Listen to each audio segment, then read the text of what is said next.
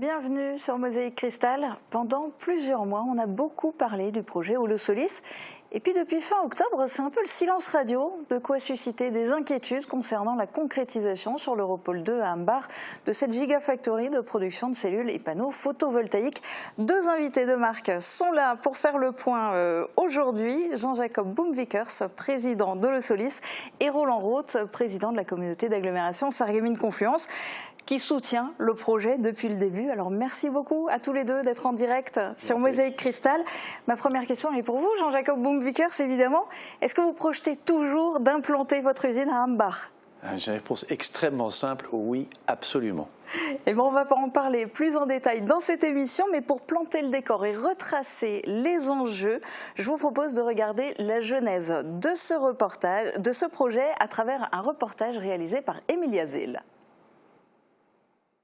Après que le projet d'installation de l'entreprise Rex Solar soit tombé à l'eau, la Casque a cherché un remplaçant, lui aussi dans le domaine du photovoltaïque. Dès le début, le mot d'ordre du projet de construction de la Gigafactory d'Holosolis était rapidité. Avancer vite est crucial. Pourquoi? Parce que nous faisons face à des concurrents chinois qui en 6 mois obtiennent les autorisations pour pouvoir obtenir un bout de terrain et construire une usine. Et en général, en plus, ils sont aidés énormément pour pouvoir développer ces usines par les gouvernements locaux. En novembre 2022, l'entreprise a postulé pour s'installer à Ambach sur l'Europole 2. La Casque et l'entreprise se sont toutes les deux choisies. Nous en avions 9 en tout, et sur ces 9, il y avait 3 projets photovoltaïques. Et notre assemblée, d'ailleurs les élus qui ont été réunis à un moment donné pour en discuter ensemble, ont unanimement choisi le fait de rester dans la même technique. Nous avons regardé 6 pays et 40 sites à travers ces 6 pays. Et ce que nous cherchions, c'était un emplacement idéalement, on va dire, clé en main, comme celui de Sarreguemines. L'usine de 5 gigawatts pourra produire 10 millions de panneaux photovoltaïques par an. Elle s'étendra sur 18,5 hectares sur un terrain total de 50 hectares. La construction coûtera 709 millions d'euros et durera entre 15 et 18 mois. 1700 personnes seront embauchées d'ici 2027. Fin avril 2023, le projet a été dévoilé et c'est le 15 mai que la construction de l'usine a été officiellement annoncée à Paris par le président de la République. Malgré des inquiétudes pour certains habitants, d'autres accueillaient le projet de manière positive.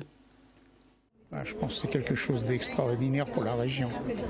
Et je suis très content de ce genre d'implantation. Je sais que la communauté d'Agglo s'est beaucoup impliquée là-dedans et c'est vraiment quelque chose d'extraordinaire. J'espère qu'il s'impplante le plus vite possible pour que la région continue à se développer. J'en pense que c'est bien, oui, c'est toujours bien quand il y a des entreprises qui s'implantent dans la région, oui, c'est bien. Pour faire face aux questionnements des habitants, Holosolis avait lancé une concertation préalable du public. La réunion de lancement a eu lieu le 30 septembre 2023. Le 4 octobre, c'était au tour d'une émission en direct et en public sur les enjeux nationaux et européens de l'installation de l'usine d'avoir lieu.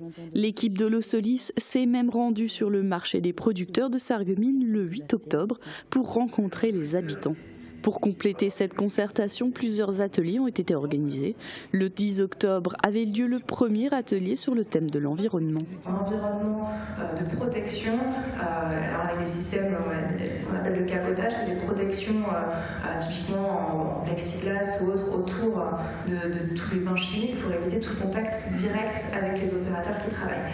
Le 21 octobre, le deuxième atelier avait pour sujet le cadre de vie. Les participants ont également pu visiter le site de la future usine. Le dernier atelier du 24 octobre portait sur l'économie. Le 27 octobre, lors de la réunion de clôture de la concertation préalable du public, chaque partie a dressé le bilan de cette concertation. Alors Jean-Jacob Boomvikers, vous avez tout fait pour accélérer le processus au maximum, pour faire raccourcir les délais des différentes étapes. Mais maintenant, c'est un peu vous qui traînez. À l'origine, le lancement de la construction de l'usine était prévu pour début 2024. Pourquoi la demande de permis de construire n'a-t-elle toujours pas été déposée ? Alors, c'est une très très bonne question que vous me posez et je serai très heureux de répondre à votre question. En fin de compte, le processus prend un peu plus de temps que nous l'avions prévu pour déposer ce permis de construire. Pourquoi? Parce que lorsque nous avons fait la concertation avec la population de la région, nous avons entendu leurs questions, leurs inquiétudes, qui sont d'ailleurs légitimes, par exemple la quantité d'eau que l'on va utiliser, etc. Et nous avons travaillé très très fort avec mes équipes pour pouvoir justement apporter des réponses à ces questions en concert. Pour donner l'exemple de l'eau, nous avions annoncé qu'on allait utiliser 300 m3 d'eau, dont on utilisera à peu près 10%. Aujourd'hui, cette quantité a été réduite, grâce au travail de mes équipes, de 300 m3 à 250 m3, dont on n'utilisera que 10% à nouveau. Donc on essaie de faire tout un tas d'étapes qui permettront d'avoir une usine encore plus vertueuse sur le site. Malheureusement, ces études prennent du temps. Alors, allez-y. Alors du coup, la demande de permis de construire, et qui doit être assortie aussi de la demande d'autorisation environnementale, ces deux demandes vont être déposées quand ? Les deux demandes sont en cours. Ce que je veux dire par là, c'est que nos équipes, avec celles de la DREAL et celles de nos conseils, travaillent actuellement pour préparer ces dossiers. Des dossiers préliminaires pour une première relecture seront prêts en mars et en février. Donc l'une pour le permis de construire, l'autre pour la demande d'autorisation environnementale. Et les permis eux-mêmes, le permis de construire sera déposé courant avril et celui de mai, début mai. D'accord. Alors ça sont les étapes administratives. Le nerf de la guerre, ça reste l'argent, comme pour tout. Pour Holosolis à Anbar, vous aviez annoncé un investissement nécessaire de 709 millions d'euros. Est-ce que cette estimation est toujours d'actualité, puisqu'il y a eu des petits changements potentiellement dans le projet? Et puis, vous en êtes où dans le plan de financement? Alors, le montant que vous mentionnez est encore toujours dans ces eaux. C'est légèrement supérieur parce qu'au fur et à mesure que l'on fait des calculs, c'est des estimations préliminaires, l'enveloppe elle-même est légèrement plus élevée. On tourne autour de 800 millions d'euros, ce qui est standard pour une usine grosso modo de cette taille. Et en ce qui concerne le financement, nous avons là aussi travaillé énormément avec mes équipes, et ce qui a pris du temps aussi. Nous avons choisi nos banques conseils pour nous accompagner dans la levée de fonds.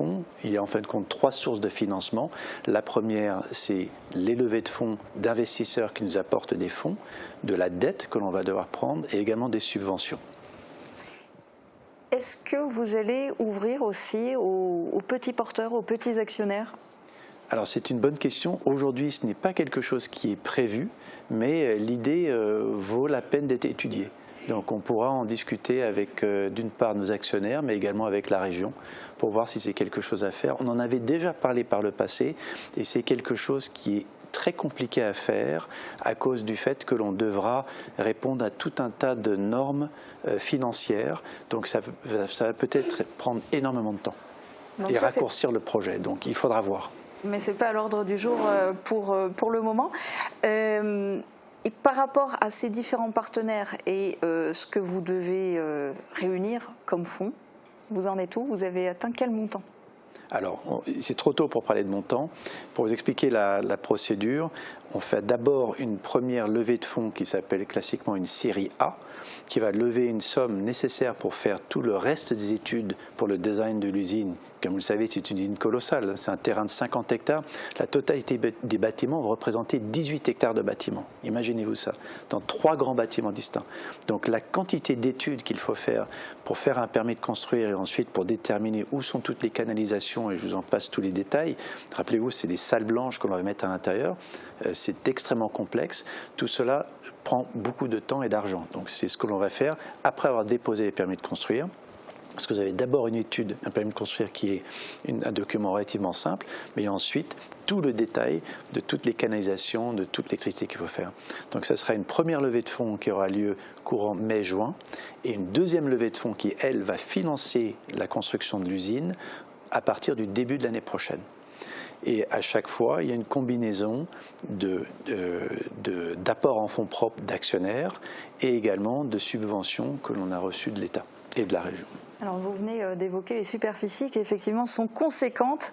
Roland Roth, à l'époque, vous aviez le choix entre plusieurs projets, mais il n'y avait de la place que pour un seul d'une telle ampleur. Et vous vouliez déjà, à ce moment-là, absolument que ce soit du photovoltaïque. Pourquoi ? Tout simplement parce que quand on fait ce type de choix, on s'imagine l'impact d'un tel équipement sur le site composé d'une part d'une partie naturelle qui doit rester préservée, et puis à proximité des habitations également qui ne doivent pas être gênées.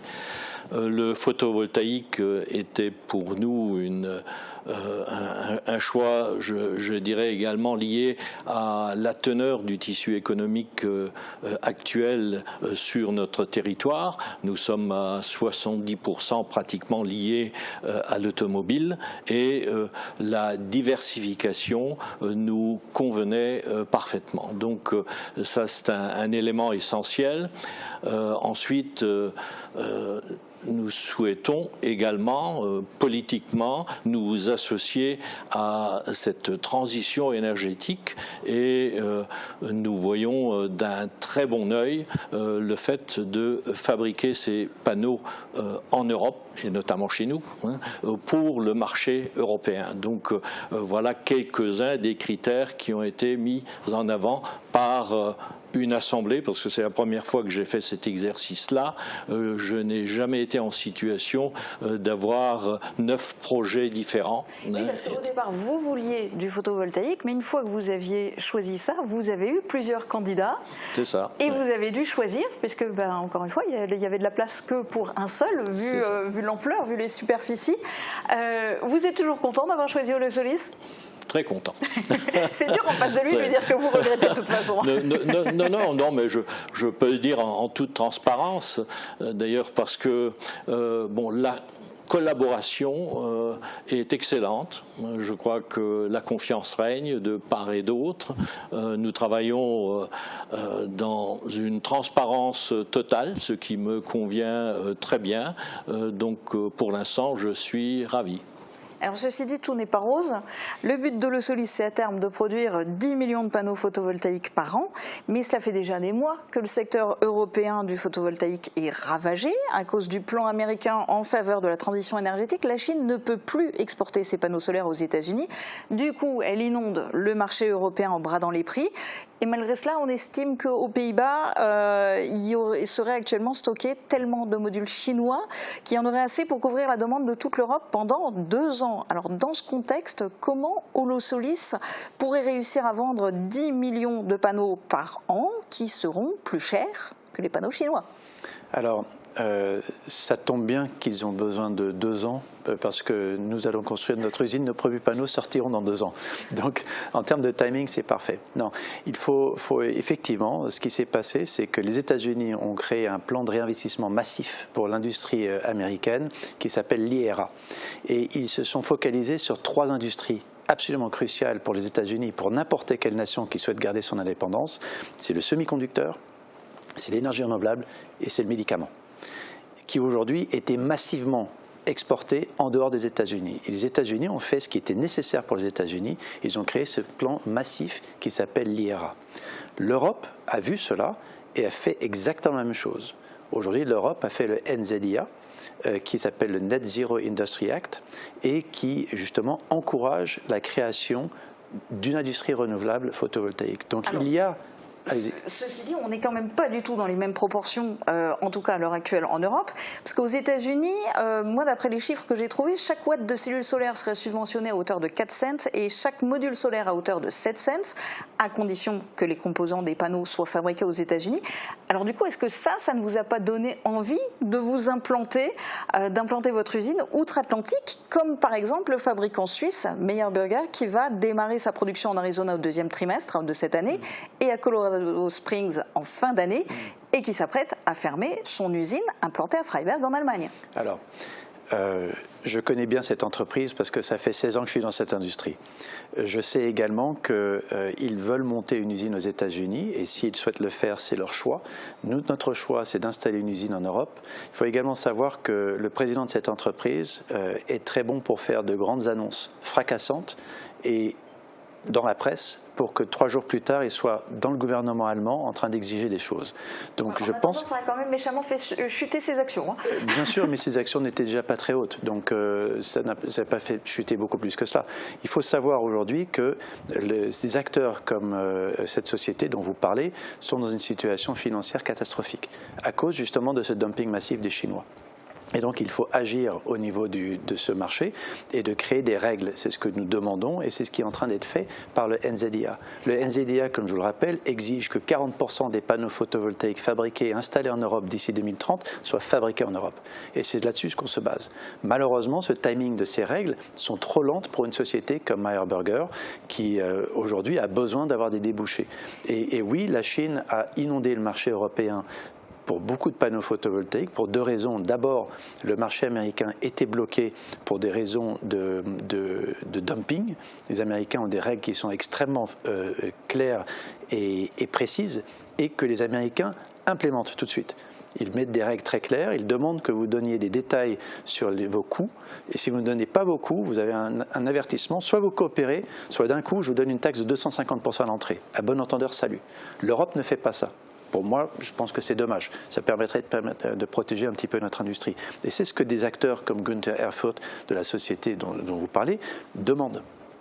Et je pense qu'il y a un certain nombre d'acteurs en Europe qui devraient avoir des sortes de protection de ce genre. Alors, il y en a beaucoup qui le demandent. Il y a aussi l'ESMC, le Conseil européen de l'industrie solaire photovoltaïque, qui réclame que soient appliquées d'ici la mi-février, donc là, d'ici quelques jours, des mesures d'urgence de la part de l'Europe.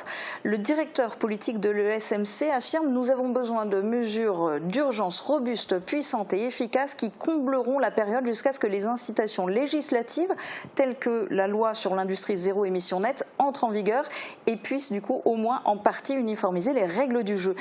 Est-ce que vous espérez, parce qu'effectivement, d'un point de vue législatif, en plus législatif européen, ça peut prendre au moins 2 ans, est-ce que vous pensez qu'on va réussir à obtenir en Europe réellement, finalement, du protectionnisme et des mesures d'urgence ? Oui, il faut en fin de compte au niveau de l'Europe établir des règles et c'est ce que nous, en tant qu'industriels, demandons au gouvernement. Créer des règles qui soient claires, que l'on puisse utiliser. Donc, et c'est ce que demande également cette association, le SMC. Aujourd'hui, ce que l'on voit, c'est que l'Europe est en train de se structurer. Les délais d'implantation de ces règles sont lentes. Nous faisons nous-mêmes partie d'une task force, un groupe de travail, et nous sommes présidents de cette task force pour faire en sorte que l'implémentation de cette loi NZIA, ce qu'on appelle un Implementing Act, soit fait le plus rapidement possible. Donc on ne veut pas que ça dure 18 mois, 2 ans, on veut que ça soit fait en 9 mois. Donc c'est ce sur quoi mes équipes et moi-même allons pousser. Parce qu'effectivement, le timing est serré, c'est compliqué. Vous l'avez dit, la situation est compliquée pour les fabricants actuels. L'automne dernier, le producteur norvégien de modules Norsun a annoncé arrêter provisoirement sa production. Un autre fabricant norvégien, lui aussi Norwegian Crystal, a carrément déposé le bilan en août dernier. Est-ce que Holosolis est assez solide pour tenir dans ce contexte ou est-ce que vous partez surtout du principe que Holosolis va pouvoir bénéficier du timing et que le temps que l'entreprise soit réellement opérationnel à fabriquer des panneaux, la situation serait un peu stabilisée en Europe? Les deux, madame. Les deux. La première question, c'est est-ce qu'on bénéficie du timing? Oui, notre timing est meilleur. Notre usine sera installée et produira des panneaux photovoltaïques lorsque ces règles NZIA seront totalement implémentées dans le marché. Donc oui. Mais en même temps, est-ce qu'on est suffisamment solide? Oui, nous avons des bons actionnaires qui nous soutiennent, qui sont absolument motivés pour que ce projet réussisse et c'est sur quoi nous nous basons. Nous avons aujourd'hui des actionnaires qui sont absolument convaincus de la nécessité de réindustrialiser l'Europe et d'avoir une souveraineté énergétique et c'est ce que l'on va faire. Et il y a aussi des partenaires locaux. Roland Roth, vous restez complètement confiant dans ce projet, malgré le contexte européen? Oui, malgré le contexte, effectivement, parce que je sens qu'il y a une réelle volonté de faire et je crois que là, nous ne pouvons que suivre. Alors, la suite, ça va être la construction de l'usine, les premières fabrications de panneaux. En termes de date, l'usine serait construite de quand à quand et premier panneau construit à quelle date? Alors je pense que c'est important de donner justement des dates parce que les personnes sont curieuses et souhaiteraient savoir quand est-ce qu'ils vont commencer à travailler chez nous. Donc actuellement, en grande ligne, l'année 2024, comme vous l'avez vu, à la fin du printemps, nous allons déposer les demandes d'autorisation et les permis de construire. Ce processus, dans certains pays, est très rapide. On dépose un permis de construire et on l'obtient. En Europe, on a un certain nombre de règles. Il y a non seulement des processus administratifs, mais ensuite vous avez des délais de recours qui ne sont pas dans notre contrôle. Par exemple, pour une demande d'autorisation environnementale, il y a 4 mois de recours derrière. Donc, ce sont des délais qui, malheureusement pour nous, sont incompressibles. La loi NZIA met en exergue le fait que, pour des projets stratégiques, il faut les raccourcir. Nous allons faire tout ce que nous pouvons pour essayer de les raccourcir. Mais ça veut dire qu'aujourd'hui, dans le timing, la fin des autorisations sera au printemps de 2025. Immédiatement à ce moment-là, nous allons commencer la construction. Et la construction de l'usine durera, en termes des bâtiments, à peu près 12 mois. Donc début du chantier, printemps 2025. Alors, dès qu'on a les autorisations, nous avons ensuite besoin d'à peu près 2 mois pour installer les algécos, pour créer les bases vies, etc. et ensuite commencer à couler du béton. Donc, je ne vais pas vous dire que le jour où j'ai le permis de construire, j'ai coulé du béton, ce n'est pas vrai, ce n'est pas possible. Et d'ailleurs, ce serait extrêmement mal poli de notre société vis-à-vis de la casque de dire on a le permis et avant même d'avoir le permis, on est déjà des algécos sur le site pour dire on commence à couler du béton. Ça ne se fait pas. Donc on respecte les règles qui sont les règles de la démocratie française. Et ensuite, donc j'essaie de répondre à votre timing, une fois que la construction commence, nous avons 12 mois de construction. Et à l'issue de ces 12 mois, même avant que la fin des bâtiments soit totalement fait, c'est-à-dire vers le milieu de l'année 2026, nous allons déjà commencer à installer les équipements de fabrication de panneaux photovoltaïques et les équipements vont être testés et il y aura ce qu'on appelle un ramp-up, une montée en puissance graduelle et les panneaux commenceront à sortir pour pouvoir être vendus quelques mois plus tard, sachant que ces panneaux doivent être certifiés. Donc tout cela, on a des étapes qui prennent du temps. La fabrication des cellules, elle, commencera quelques mois plus tard parce que ce n'est pas juste un bâtiment. À l'intérieur du bâtiment, il y a une salle blanche. Et la salle blanche est un environnement extrêmement propre et qui a besoin d'être construit à l'intérieur de cette enveloppe. Donc il y aura un petit peu de délai de ça. Et pour faire tout ça, vous allez avoir besoin de beaucoup de personnel. Alors depuis le début, vous annoncez 1700 emplois à la clé, à terme, par vague. Ça veut dire qu'aujourd'hui, il y a combien de salariés au Holosolis ? Aujourd'hui, la totalité de l'équipe qui travaille sur le projet, y compris nos consultants, il y a une 50aine de personnes qui travaillent à temps plein sur la réalisation du projet Holosolis. Mais y compris des consultants extérieurs. Y compris des consultants extérieurs. Et alors du coup, les embauches, elles vont se faire dans quelle fourchette de date ?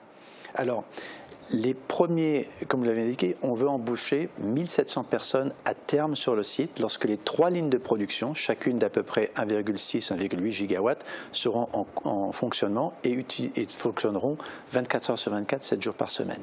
Donc, les premiers recrutements qui seront les recrutements pour nous aider à créer ces premières lignes seront courant 2025. Ce seront des chefs de projet, les chefs de projet sont déjà recrutés. Ce seront des automaticiens, des experts en automaticien, des experts en process, des experts en manufacturing qui vont nous accompagner également chez nos fournisseurs de machines pour déjà vérifier que les machines fonctionnent bien et ensuite elles seront installées ici par ces équipes. Dès que les machines sont installées, préalablement à ça, on recruterait les opérateurs. Ce sera courant 2026, début 2026. Mais étant donné qu'on va commencer par une première ligne et que la première ligne va fonctionner uniquement avec une première équipe, on va commencer durant la journée, on va former ces personnes et ensuite ces personnes deviendront les formateurs des prochaines équipes. Donc on va passer ensuite sur 2 équipes, 3 équipes, donc on travaillera du lundi au vendredi en 3-8 et ensuite on va monter les équipes du week-end. À ce moment-là, on aura une capacité complète de à peu près 1,8 gigawatts et à ce moment-là, on lancera la 2e ligne, puis la 3e. Donc cette montée en cadence va être progressive pendant toute une période entre 2006 et 2028. 2026 et 2028. Donc du coup, c'est encore un peu tôt pour envoyer les CV. C'est un peu tôt pour envoyer les CV, mais nous allons changer notre site web pour pouvoir avoir une zone où les personnes pourront déposer les CV par type de catégorie. Déjà maintenant. Par exemple, quand tu avais maintenant, c'est en cours. Ok. Roland Roth, est-ce qu'en parallèle de tout ça, la casque est, alors bien sûr depuis le début, dans l'objectif d'accueillir Holosolis et de voir ces créations d'emplois, du coup, est-ce qu'en parallèle au niveau de la casque, il y a déjà des projets qui sont menés concrètement, par exemple en termes de logement, en termes de places en crèche, vous en êtes où de ce côté-là ? Oui, bon, un tel projet s'accompagne évidemment d'un certain nombre de problèmes liés à la formation, ça vient d'être évoqué à l'instant, liés à la mobilité. Je crois que c'est un sujet intéressant également, lié à l'accueil des familles en termes de logement, en termes d'accueil dans les crèches notamment. Tous ces sujets-là sont déjà en réflexion à l'heure actuelle. Donc si je prends l'exemple de la crèche que vous avez cité, il y a plusieurs solutions possibles. Nous sommes en train d'analyser les choses de telle manière pour trouver la solution la meilleure. Il existe une crèche aujourd'hui sur le site. Est-ce qu'il faut, par exemple, l'agrandir, puisque, en termes de nombre de places, nous sommes au taquet, donc il n'y a plus de disponibilité. Donc ça, ce serait une solution. Faut-il construire une nouvelle unité? C'en serait une autre. Il y a aussi éventuellement à réorganiser un peu tout ce qui est garderie à domicile, notamment pour essayer d'apporter un maximum de solutions à ces jeunes couples qui vont venir s'installer chez nous. Donc voilà, tous ces sujets-là sont déjà en réflexion et c'est une nécessité d'ailleurs, nous n'avons pas le choix. Accueillir 1700, parce que ce sont 1700 familles qui vont venir peut-être pas tous des familles nouvelles, mais qu'il va falloir accueillir sur le site de fabrication. En matière de logement, il y a des réflexions en cours également. Donc là, il faut que nous ayons la capacité de les accueillir dans de bonnes conditions. Et puis, je ferai une petite parenthèse. Il faut que les logements soient adapté aussi au personnel susceptible de venir s'installer. C'est un élément important que j'ai vécu du temps de la Smart et qui n'était pas forcément positif à cette époque-là.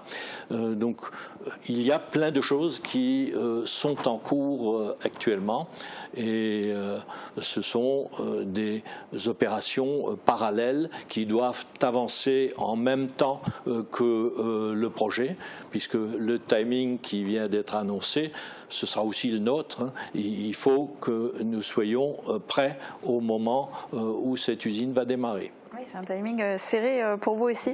Vous l'aviez ressenti tout au long de la concertation préalable du public, il y a un vrai engouement, les citoyens sont enthousiastes, même ceux qui avaient un peu des questions, qui avaient un peu des doutes, la quantité d'eau, la pollution, etc. Mais dans l'ensemble, vraiment, c'était très positif tout au long de la concertation préalable du public. Ils ont hâte que le projet se concrétise. Alors cette pression citoyenne, entre guillemets, est-ce que c'est une pression supplémentaire, une pression positive pour vous? Ce n'est pas une pression. Nous sommes, d'abord, nous étions très très heureux de rencontrer la population des environs et qui nous ont montré leur enthousiasme pour le projet. Nous restons extrêmement confiants sur la réalisation du projet. Nous restons extrêmement confiants d'une part parce qu'on a le soutien du gouvernement, le soutien de la région, mais surtout on a le soutien du marché. On voit que le marché est en train de se structurer. Donc les problématiques que vous évoquiez tout à l'heure, elles sont celles qui sont actuellement. Malheureusement, l'Europe réagit, mais réagit un petit peu tard par rapport à toutes ces mesures. Mais nous sommes confiants qu'il y aura ce marché. Et ce que je veux vous dire, c'est que nous continuerons à communiquer avec la région. Les prochaines étapes vont être justement de parler sur ce qu'on s'est engagé lors de la concertation, de pouvoir communiquer à la région à quoi vont ressembler les usines. Et quand vous dites à la région, ce sont aux citoyens en fait. Aux citoyens, tout à fait, excusez-moi. Aux citoyens, à quoi va ressembler l'usine, son insertion paysagère, parce que tous les plans, ces dessins évoluent dans le temps. On s'y était engagé et on va le faire. Et vous nous tiendrez au courant pour qu'on puisse aussi en informer les téléspectateurs de Mosaïque Cristal. Avec grand plaisir. Merci beaucoup en tous les cas à tous les deux d'être venus témoigner en direct.